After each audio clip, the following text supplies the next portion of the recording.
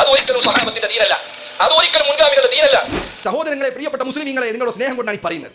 നിങ്ങളെ ദേഷ്യം പിടിപ്പിക്കാൻ വേണ്ടിയല്ല. നിങ്ങളുടെ ദീന രക്ഷപ്പെടാൻ, നിങ്ങളുടെ പരലോകം രക്ഷപ്പെടാൻ ഈ കാര്യം നിങ്ങൾ മനസ്സിലാക്കേണ്ടതുണ്ട്. ഞാൻ പറഞ്ഞല്ലോ സഹോദരങ്ങളെ, തൗഹീദാണ് ഒരു മുസ്ലിമിന്റെ ജീവിതത്തിൽ ഏറ്റവും പ്രധാനപ്പെട്ടത് എന്ന കാര്യം. നോക്കൂ, അദ്ദേഹം തൗഹീദിനെ കുറിച്ച് അദ്ദേഹം അത് വിശദീകരിക്കുന്നത്, തൗഹീദ് എന്താണ് എന്ന് വിശദീകരിക്കാൻ വേണ്ടി അദ്ദേഹം പറയുന്നത് നിങ്ങൾ കേട്ടു.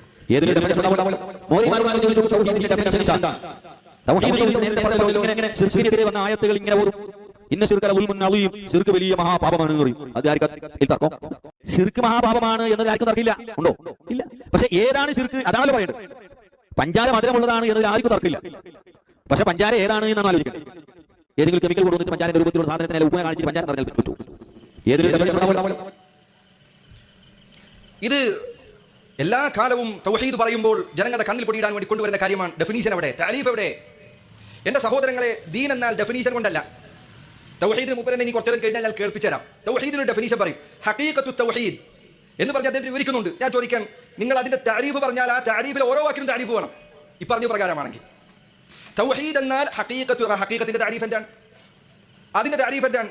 ഇഅ്തിഖാദിന്റെ താരീഫ് എന്താണ്? നിർവചനം എന്താണ്? ഇങ്ങനെ ദുനിയാവിൽ എല്ലാത്തിനും നിർവചനം. ഇത് സഹാബത്തിന്റെ മാതൃകയല്ല, അള്ളാഹുവിന്റെ റസൂലിന്റെ മാതൃകയുമല്ല. നിങ്ങൾ ഖുർആൻ എടുത്ത് നോക്കൂ, വിശുദ്ധ ഖുർആൻ മുഴുവൻ തൗഹീദാണ്. ഇബ്നുൽ ഖയ്യിം പറഞ്ഞേക്കാൾ ഖുർആൻ കുല്ലുഹു തൗഹീദ്. വിശുദ്ധ ഖുർആൻ മുഴുവനും തൗഹീദാണ്. ഈ ഖുർആൻ മുഴുവൻ ഓതിയ ഒരു മനുഷ്യൻ വന്ന് ചോദിക്കാൻ, എവിടെ തൗഹീദ്?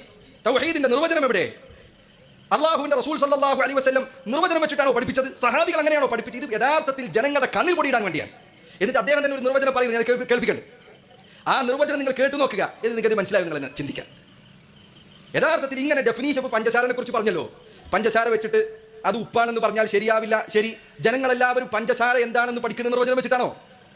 പഞ്ചസാര എന്താണ് അതിന് നിർവചനം വെച്ചിട്ടാണോ ആളുകൾ പഠിക്കാറുള്ളത്? പഠിക്കുന്ന നിർവചനം വെച്ചിട്ടാണോ? ഉപ്പ് എന്താണ് പഠിക്കുന്ന നിർവചനം വെച്ച്? മനുഷ്യന് ബുദ്ധിയുണ്ട്. തൗഹീദ് എന്നത് പഞ്ചസാരയേക്കാൾ വ്യക്തമായ കാര്യമാണ്. പണ്ഡിതന്മാരിൽ ചിലർ പറഞ്ഞതായി കാണാം, ദുനിയാവിലുള്ളതെല്ലാം ദലീലുകളാണ് തൗഹീദിലേക്കുള്ള, അല്ല തൗഹീദാണ് ദലീലുകളെക്കാൾ വ്യക്തതയുള്ള കാര്യം.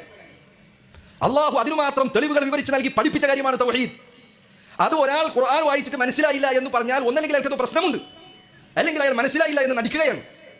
അള്ളാഹുവിന്റെ ഖുർആനിലും നബി സല്ലല്ലാഹു അലൈഹി വസല്ലമയുടെ ദീനിൽ നോക്കണം നിങ്ങൾ. അത് തഅരീഫില്ലാതെ ദീൻ പഠിക്കാൻ കഴിയില്ലായിരുന്നെങ്കിൽ അള്ളാഹുവിന്റെ റസൂൽ പറഞ്ഞു വരും. എന്താ നബി അങ്ങനെ പറയാതിരുന്നത്? മനുഷ്യന് മനസ്സിലാകും. അള്ളാഹുവിനെ മാത്രം ഇബാദത്ത് ചെയ്യുക, ലാ ഇലാഹ ഇല്ലല്ലാഹ്, അത് തന്നെയാണ് തൗഹീദിന്റെ ഡെഫിനീഷൻ. അള്ളാഹു പഠിപ്പിച്ചെന്ന ഡെഫിനീഷനാണ്.